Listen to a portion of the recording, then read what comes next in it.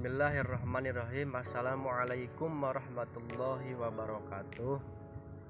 Perkenalkan, nama saya Rian Permana, mahasiswa dari jurusan KPI semester 5. Di sini saya akan menjawab pertanyaan-pertanyaan dari soal UTS mata kuliah Etika Dakwah yang diampu oleh Ibu Umi Halwati.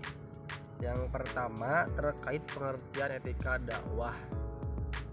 Etika dalam artian yaitu bisa disebut adab, kesopanan, tata krama, dan budi pekerti yang luhur. Sedangkan kata dakwah berasal dari bahasa Arab yakni da'a yad'u da'watan, yang artinya mengajak, menyeru, dan memerintah kepada yang ma'ruf, ya intinya. Jadi dapat digabungkan apakah etika dakwah itu.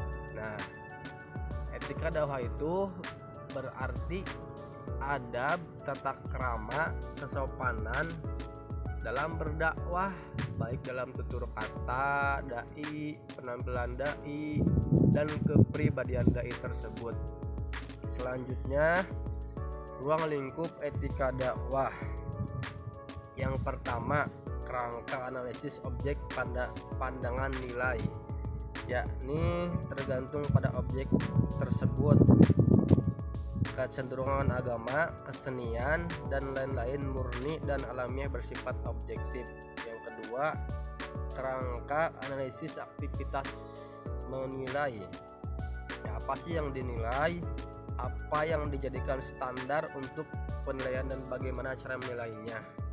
Nah, yang ketiga, ada kerangka analisis perbuatan dakwah, yakni menyangkut aspek dohir dan batin, gerakan fisik, mencerminkan motivasi, kehendak, hasrat, kebiasaan, dan watak.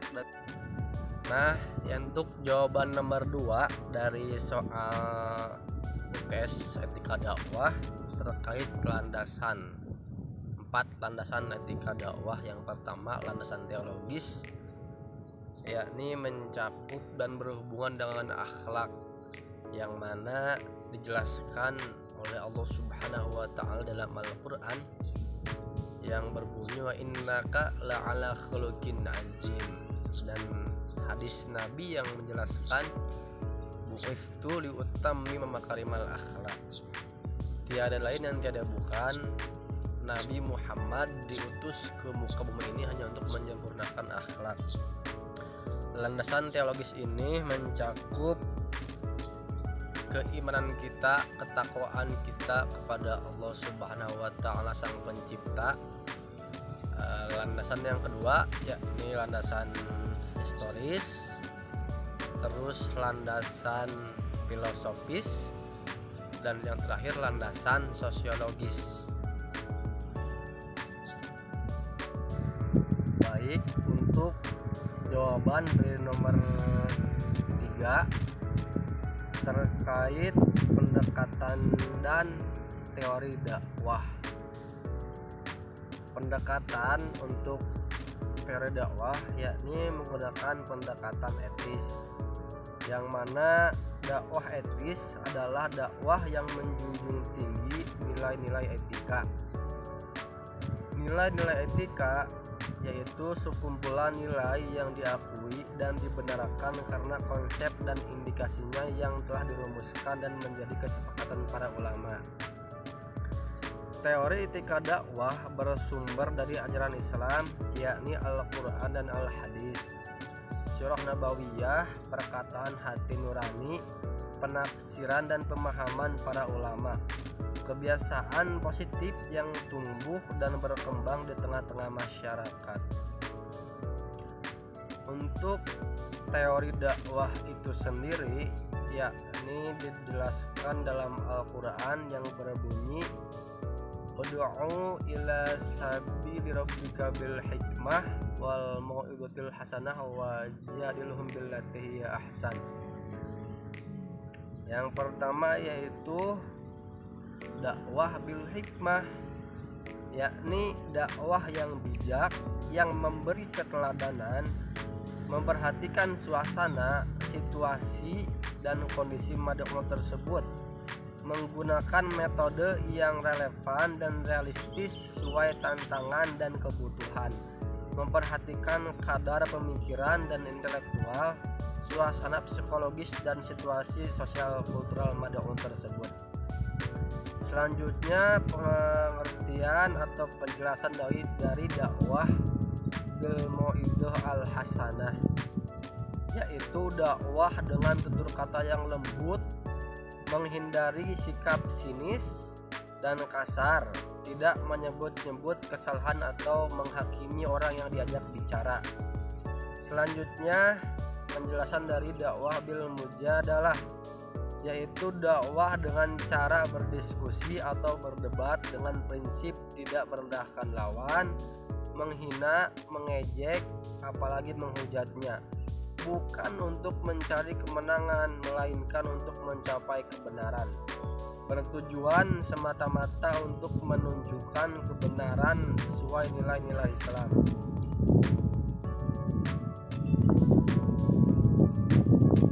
Nilai etik dakwah dalam Syurah Nabawiyah, yaitu mencontoh keteladanan Rasulullah SAW. Selanjutnya, jawaban dari nomor 4 tentang norma. Norma adalah aturan atau pedoman yang mengatur tindakan tingkah laku manusia dalam kehidupan bermasyarakat sehari-harinya. Adapun jenis-jenis norma, yakni norma agama, norma hukum, norma kesusilaan, norma kesopanan, dan norma agama. Yang kedua, norma hukum, norma yang berdasarkan pada aturan hukum yang berlaku di suatu negara maupun secara internasional. Selanjutnya, norma kesusilaan, yaitu norma yang berdasarkan pada hati nurani yang menghasilkan akhlak bagi seseorang yang kemudian dianggap baik dan buruk. Contoh, tidak memperkosa atau melakukan pelecehan seksual kepada orang lain, tidak berhubungan seksual dengan lawan jenis yang belum sah. Selanjutnya ada norma kesopanan. Norma kesopanan adalah norma yang berdasarkan pada tingkah laku yang berlaku di masyarakat. Norma ini ibarat peraturan yang mengarah pada hal-hal yang berkenaan dengan bagaimana seseorang harus bertingkah laku yang wajar dalam kehidupan bermasyarakat. Misalnya, mengenai cara berpakaian, cara bersikap dalam pergaulan sehari-hari, hingga cara berbicara dengan berbagai generasi. Selanjutnya terkait uruf atau kebiasaan. Uruf berasal dari kata arafa yang mempunyai arti dikenal atau diketahui. Uruf atau kebiasaan menurut bahasa adalah kebiasaan yang baik. Menurut para ahli hukum, uruf adalah segala sesuatu yang sudah menjadi kebiasaan masyarakat dan dilakukan secara terus-menerus, baik berupa perkataan maupun perbuatan. Para ulama sepakat bahwa untuk menetapkan hukum Islam.